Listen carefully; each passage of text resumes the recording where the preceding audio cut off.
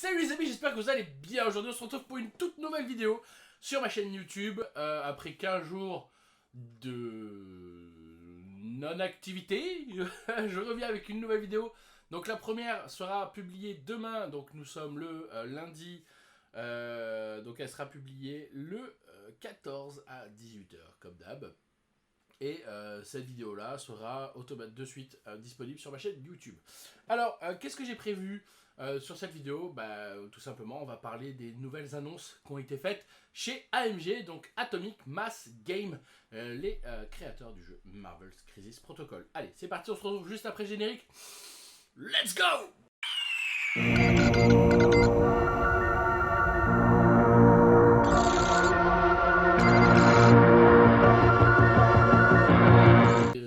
Bonjour tout le monde, donc voilà, comme j'ai expliqué, nous allons parler ensemble des nouveautés chez AMG, donc Atomic Mass Game. Qu'est-ce qu'ils nous ont annoncé? Eh bien tout simplement, ils ont annoncé une nouvelle boîte d'affiliation. La première sera disponible en juillet, c'est pour le Black Order. Et la deuxième, elle est là, c'est la boîte des Asgardiens. On peut déjà la précommander, donc c'est pas mal du tout. C'est avantageux dans le sens où, effectivement, elle est moins chère que ce qu'on peut trouver ensemble, du moins acheter ensemble. Je crois qu'il y en a à peu près pour 70-75 € en tout. Tout si on achète tout à part, c'est-à-dire Thor et Valkyrie plus Hela et Loki, puisque ce sont deux boîtes différentes. Alors on se retrouve pour une boîte à peu près à 60 € avec les nouvelles cartes et tous les chapitres et tout. Et peut-être qu'il y aura également le scénario spécial pour Hela, donc en tant que Uncontainer, mais ça c'est moins sûr. Je préfère pas m'avancer, mais effectivement je pense que c'est moins sûr. Du coup voilà. Donc on a cette boîte là qui est très intéressante. Donc à peu près je pense au niveau des tarifs on est à 60 €. Ensuite nous avons également donc des nouveaux personnages. Donc le Captain America et l'original Torche Humaine, la Torche Humaine originale.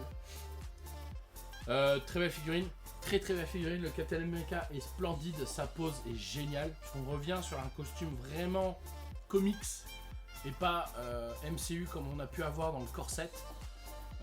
Et la Torche Humaine, en gros, c'est un, pour ceux qui ne connaissent pas, en fait, c'est pas Johnny Storm des 4 Fantastiques, mais c'est un cétozoïde. Voilà. En gros, c'est un robot capable de récupérer, en fait, de copier les pouvoirs. C'est pas mal du tout. C'est pas mal du tout. Donc, effectivement, il est là. Donc, c'est un cétozoïde. On en reparlera bien sûr dans le Marvel Stories, si ça vous dit. Faut encore que je filme celui de Captain America. Je vais essayer de me bouger pour le sortir semaine prochaine. J'ai aussi un rapport de bataille MCP qui arrive. C'est beaucoup de travail, beaucoup de boulot. Donc, vous inquiétez pas. On est dessus. On est dessus et puis on va se concentrer comme prévu. Ensuite, nous avons quoi comme boîte? Nous avons cette magnifique boîte. Attendez, vous savez ce qu'on va faire? On va tout sortir.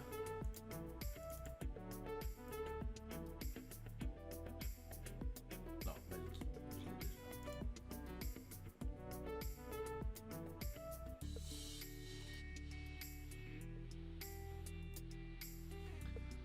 Voilà. Donc Malekith, qui est une très belle figurine. Il y en a qui pensent qu'il ira dans l'affiliation Cabal. Moi je pense pas. Je pense qu'on va se le retrouver avec l'affiliation Asgardien, puisqu'il y avait vraiment très peu de personnages.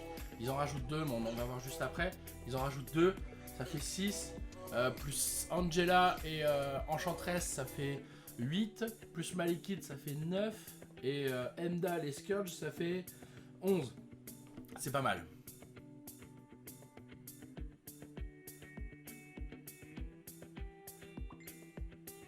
Donc voilà. Ensuite, non, clairement, c'est pas mal du tout. Elle est très belle la figurine. Et vraiment sympa. À voir ce que ça peut donner en jeu. Peut-être que ça peut être intéressant. Donc voilà, ça peut être cool, à voir. Ensuite, on a le Baron Strucker et Armin Zola. Voilà, pas mal aussi, très belle figurine. Armin Zola, vraiment sympa. À voir comment sera fait le visage. À voir vraiment comment sera fait le visage, ça peut être intéressant. Donc il a un gros socle aussi. Je crois qu'aussi, ouais, on a un gros socle aussi pour Malekith, ce qui est normal. Mais voilà, Armin Zola, très très beau, très bonne figurine, très jolie, facile à peindre, je pense pas, parce qu'on est sur un métal violet. Donc voilà, plus après du coup le visage d'Armin Zola qui va être juste splendide à faire. Le Baron Strucker qui est juste trop bien, sa tenue est géniale, très jolie. Ça change du MCU qu'on a pu voir, qui était vraiment pas du tout représentatif. Ensuite, nous avons Scourge et Heimdall. Heimdall qui est splendide. Vraiment, j'aime beaucoup la figurine. J'espère qu'on pourra coller les arcs-en-ciel plus tard et à part pour pouvoir peindre correctement Heimdall. Juste, je déplore un peu les teintes très similaires entre le cuivre et la peau. C'est vraiment dommage. Scourge est parfait. Alors oui, le rose, mais les gars... Le rose chez lui, c'est normal. C'est normal. Ça fait partie de sa tenue de comics. Donc moi ça me choque pas.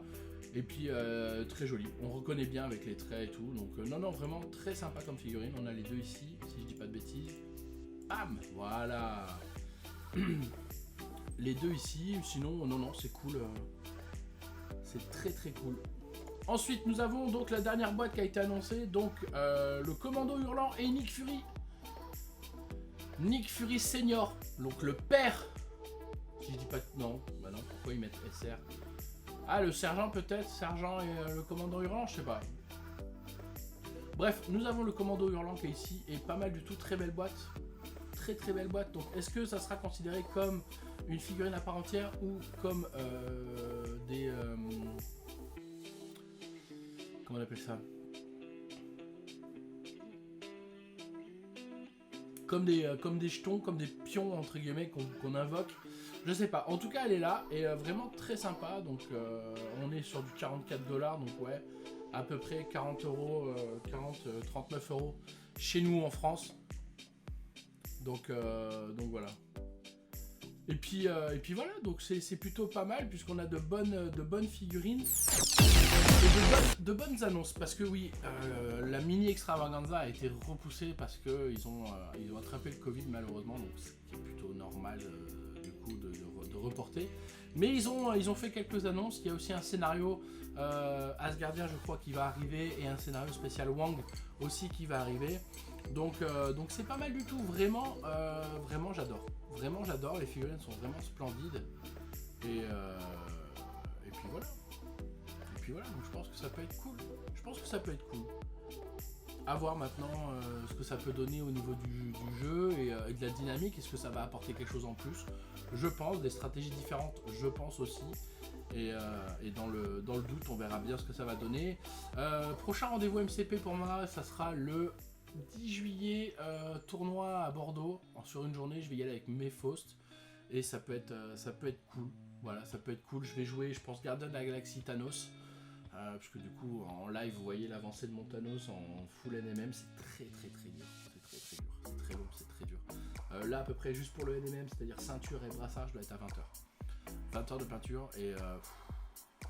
Quand t'es pas habitué, c'est chaud. Mais en tout cas, il est là, il est fait, il commence à être fait. Là, je vais attaquer, je pense, les chaussures ou le gantelet d'infinité. Et puis voilà. Donc, on se retrouve tous les jours en live sur ma chaîne Twitch. Le lien est dans la description. N'hésitez pas. Moi, je vous embrasse tous bien fort et je vous dis à la prochaine. Ciao, ciao!